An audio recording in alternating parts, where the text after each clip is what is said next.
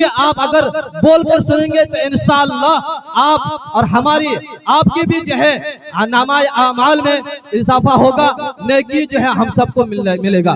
देखिएगा, शेर सुनिएगा कि मोहब्बत का घना बादल बना देता तो अच्छा था। है देखिएगा क़ारी मुज़म्मिल अहमद साहब कि मोहब्बत का घना बादल बना देता तो अच्छा था, मुझे गुलाबे काबा का कलर बना देता तो अच्छा था। मोहब्बत का घना बादल बना देता तो अच्छा था, मुझे गुलाबे काबा का कलर बना देता तो अच्छा था, मुझे हज की तमन्ना जीने नहीं देती।